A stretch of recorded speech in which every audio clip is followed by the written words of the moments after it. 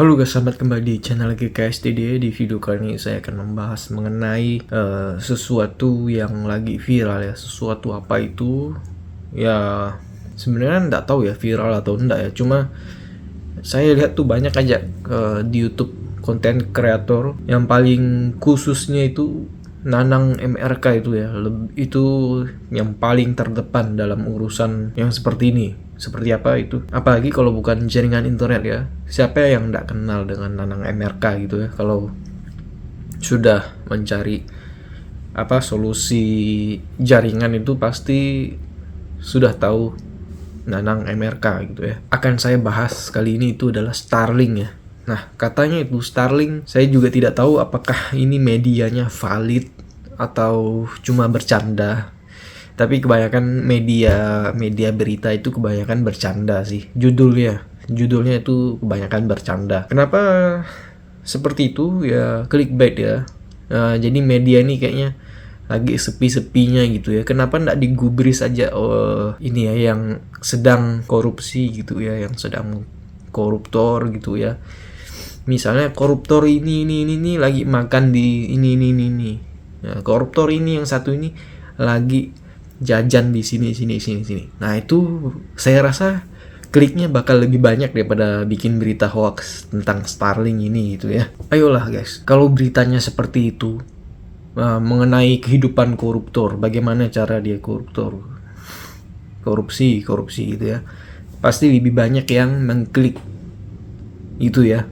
Dan yang mengklik itu bukan hanya kita gitu, pasti para koruptor yang belum tertangkap gitu ya. Jadi dia ingin lebih aman gitu ya. Jadi apa kesalahan teman-teman mereka yang perbuat itu mereka tidak akan melakukannya gitu ya. Ya kita kembali ke bahasan Starlink lagi ya. Kenapa malah bahas koruptor dan korupsi gitu ya. Nah, begitu ya. Jadi media ini mungkin menggunakan teknik clickbait ya. Jadi saya juga tidak tahu apakah betul atau tidak yang diposting oleh Bank Kutang gitu ya, GTID itu kan postingannya tuh kayaknya Starlink tuh bakal diblokir deh. Tapi saya juga tidak bisa percaya 100% medianya gitu ya. Kalau Bank GTID-nya sih saya percaya lah ya.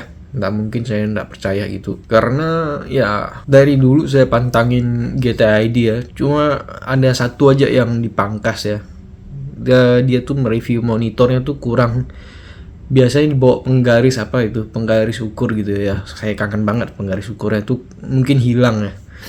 Saya juga tidak tahu gitu. Nah, ada juga di pikiran saya itu kalau benaran beritanya valid dan ternyata Starlink ini diblokir, memblokirnya pakai apa gitu loh gitu.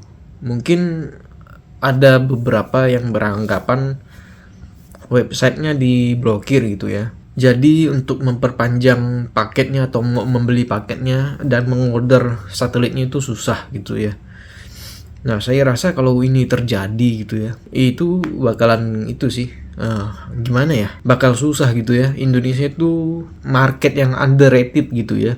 Paling buat smartphone-nya itu cukup oke lah, tapi buat yang lain-lain itu underrated ya. Kayak misalnya saya mau jualan di Indonesia nih,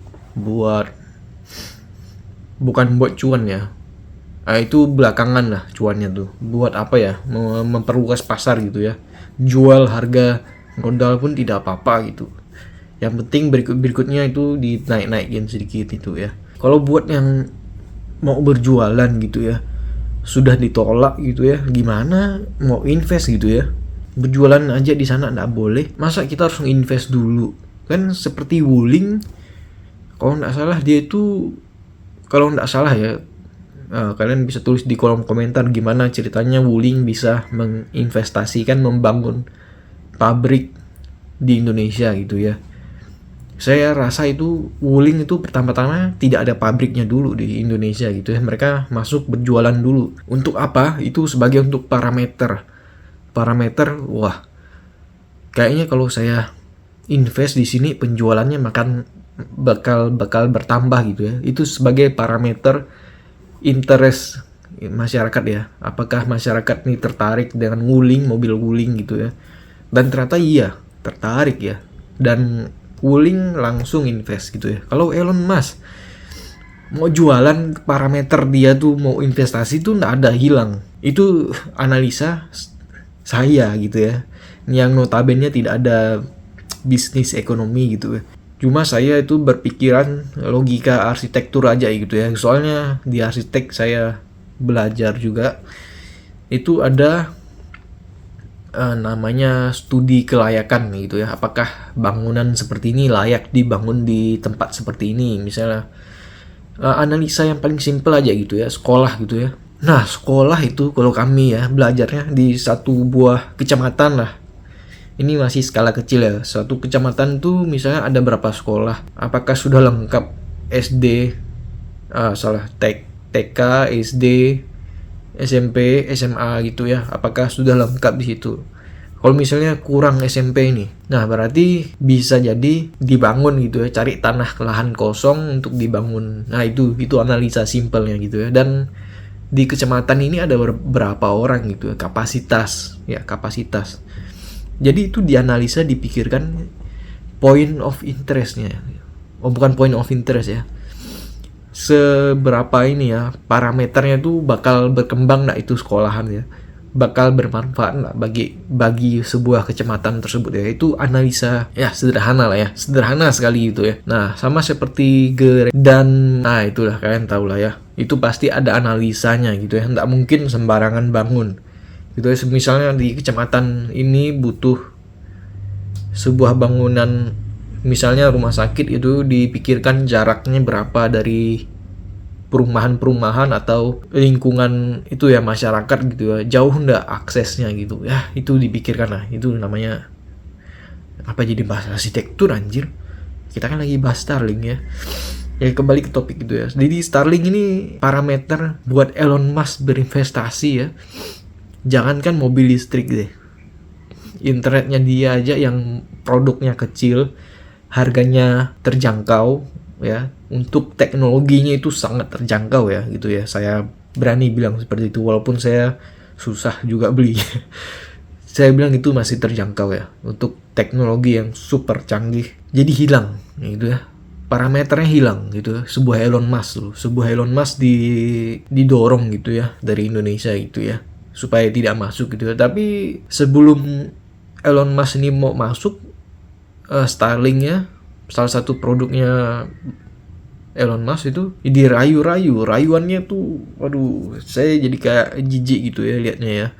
Dirayu-rayu pas dimasukkan produknya sebagai parameter tuh. Sebenarnya bisnismen yang hebat itu ya nggak langsung investasi gitu ya. Itu pasti ada parameter bisnisnya. Jadi ya Elon Musk ini jangan dianggap remeh gitu ya. Dan ya sekali lagi saya rasa beritanya itu cuma mengambil traffic aja ya gitu ya, mengambil traffic supaya kita mengklik berita tersebut. Dan saya rasa Starlink nggak bakal diblokir ya.